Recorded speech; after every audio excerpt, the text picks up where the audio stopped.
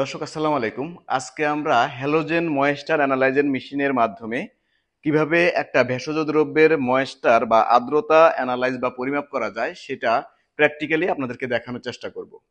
আর্দ্রতা পরিমাপের আগে আসলে একটা ভেষজ দ্রব্যের ময়েস্টার কন্টেন্ট কি এবং সেটাকে অ্যানালাইজ করা এবং সেটাকে পরিমাপ করা কতটুকু জরুরি সেটা নিয়ে প্রথমে আলোচনা করব। আমার হাতে আসলে এখানে কয়েকটা হার্বস দেখতে পাচ্ছেন। এটা হলো পাথরকুচি পাতা, আর এটা হলো চিরতা যেটা আমরা শুকিয়ে রেখেছি, আর এখানে আমার কাছে যষ্টি মধুর চূর্ণ আছে। আর এই যে দেখেন এখানে একটা হার্বসের আমরা শুকিয়ে রাখার পর থেকে 2 বছর পর্যন্ত এর মেয়াদ থাকে এবং এর কার্যকারিতা হারায় না বা কার্যকারিতা নষ্ট হয় না। ভেষজ ভেদে যে কোনো ভেষজে সাধারণত 10 থেকে 90% পর্যন্ত ময়েস্টার থাকে। আর এই যে আমার হাতে যে হার্বসটি দেখতে পাচ্ছেন এটার প্রায় 80 থেকে 90% পর্যন্ত এর মধ্যে ময়েস্টার কন্টেন্ট আছে। কি সময়ে বিভিন্ন হার্বস সংগ্রহ করতে পারি না, কোনো কোনো হার্বস সিজন ভেদে ভিন্ন ভিন্ন সময়ে সংগ্রহ করতে হয়। আর সংগ্রহ করার পরে সেটাকে সংরক্ষণ করতে হয়। বেশিরভাগ ক্ষেত্রে আমরা শুকিয়ে হার্বসগুলিকে সংরক্ষণ করি। যে বেশিরভাগ হার্বসেই 10 থেকে 14% পর্যন্ত ময়েস্টারে আমরা যদি সেটাকে শুকিয়ে রাখি, তাহলে এই হার্বসটা 1 থেকে 2 বছর পর্যন্ত এর কার্যকারিতা ঠিক রেখে এটাতে নষ্ট হয়ে যায় না এবং এটা কার্যকারিতা ঠিক থাকে।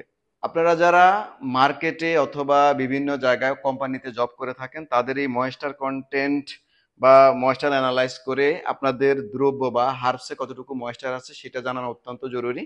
সেই ক্ষেত্রে দেখবেন যে এই যে আমার হাতে এই হার্বসটা আছে, আমরা আজকে যষ্টি মধু, অনেকেই দেখা গেছে যে যষ্টি মধুরও আপনারা বাইরে করেন, বাইরে মার্কেটিং করেন, অন্যদিকে ফার্মেসি অথবা ফার্মাকোগনোসিসের অনেক স্টুডেন্ট আছে, তাদের জন্য এই প্র্যাকটিক্যাল ক্লাসটা অত্যন্ত জরুরি।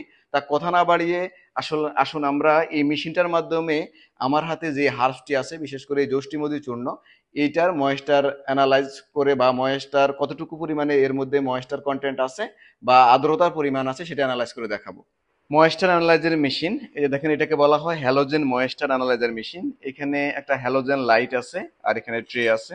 এখানে আমি মেশিনের সর্বপ্রথমেই ওই যে মেশিনের বৈদ্যুতিক যে লাইন আছে সেটা দিয়ে দিয়েছি। দিয়ে দেওয়ার পরে এই যে এটা হলো অন অফ বাটন, দেখেন এটা হলো অন অফ বাটন। এই যে দেখেন এটা এই যে অন হলো, অন হয়ে যাওয়ার পরে এখানে এই যে এই বাটনগুলি আছে, এখানে মেনু আছে, 105 ডিগ্রি সেলসিয়াস এবং টাইমিং এখানে উল্লেখ করা আছে।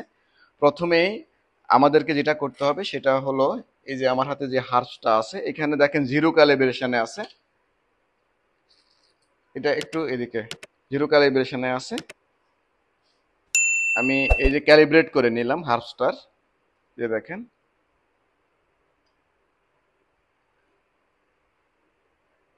আমি 2 গ্রাম নেব। এই যে প্রায় এখানে 2 গ্রাম বা একটু সামথিং একটু বেশি আছে। আমি প্রথমে এটাকে ক্যালিব্রেট করে নিব। ক্যালিব্রেট করার পরে এই যে এই বাটনটা পুনরায় এই যে রিস্টার্ট করবেন, এটা ক্যালিব্রেট হয়ে গেছে দেখেন।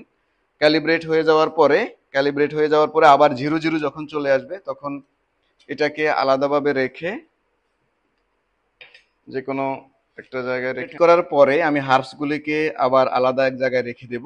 এই যে দেখেন এটা খালি, আবার ট্রেটা দেব। দেওয়ার পরে আমি এই হার্বস গুলিকে দেখেন, এই হার্বসগুলো অথবা আমি যেভাবে ক্যালিব্রেট করেছি আপনারা অন্য একটা দ্রব্য দিয়ে ক্যালিব্রেট করে দিবেন। এই হার্বসগুলোকে আবার পুনরায় দেওয়ার পরে পুরো বন্ধ করে দিবেন। এই যে এখানে একটা বাটন আছে, এই বাটনে টিপ দিবেন। এই যে দেখেন এখানে ময়েস্টার এই আলো জ্বলে উঠেছে, আর এদিকে ময়েস্টার কন্টেন্ট কত পার্সেন্ট, আর এখানে মিনিট দেওয়া আছে দেখেন। মিনিট, এখানে কত মিনিট লাগবে এবং কত ডিগ্রি সেলসিয়াস। সাধারণত 105 ডিগ্রি সেলসিয়াসে এই হ্যালোজেন লাইটের তাপমাত্রা উঠবে। আর যে কোনো ময়েস্টার কন্টেন্টেই দেখবেন যে আমরা 105 ডিগ্রি সেলসিয়াসে এটাকে আমরা হিট দিয়ে থাকি। তো এখানে টাইম নিচ্ছে দেখেন, একটা নির্দিষ্ট টাইম নিচ্ছে।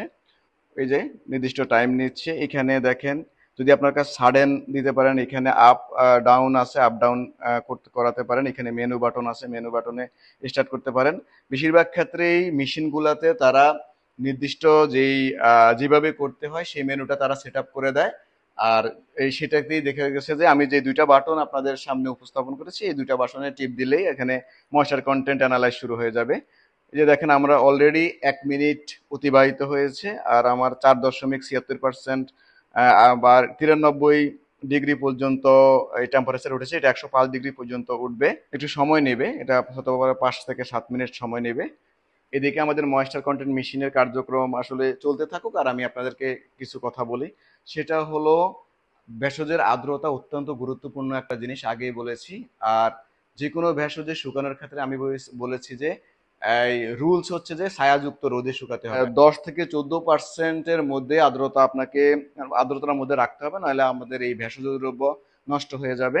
অন্যদিকে এখানে যে অটো মেশিন আছে, এটা ছাড়াও ট্রেডিশনাল মেথডে, বিশেষ করে ওয়েট মেজারের মাধ্যমেও এই আর্দ্রতা যাচাই করা যায়। আমি ওয়েট মেজারের মাধ্যমে কিভাবে আর্দ্রতা যাচাই করা যায় অন্য একটা ভিডিওতে আমি আপনাদেরকে সেটা জানানোর চেষ্টা করব। আজকে এটাতে শেষ করি।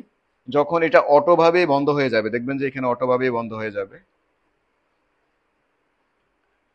এই যে কিছুক্ষণের মধ্যেই যে আর্দ্রতা মাপা শেষ, মেশিনটা শব্দ করে বন্ধ হয়ে গেল। এই যে 105 ডিগ্রি সেলসিয়াসে প্রায় 9 মিনিট 20 সেকেন্ড লেগেছিল আমাদের এই হার্বসের আর্দ্রতা মাপার জন্য। এখানে 17.55% আর্দ্রতা আছে। আমি আগেই বলেছি একটা ভেষজ দ্রব্যের স্ট্যান্ডার্ড আর্দ্রতা হলো, মানে তার মধ্যে জলীয় বাষ্পের থাকার মান হলো 10 থেকে 14%। তো আজকের মতো এই ভিডিও এখানে শেষ করলাম। অন্যদিন আরেকটা গুরুত্বপূর্ণ ভিডিও নিয়ে আপনাদের মাঝে হাজির হব। আসসালামু আলাইকুম।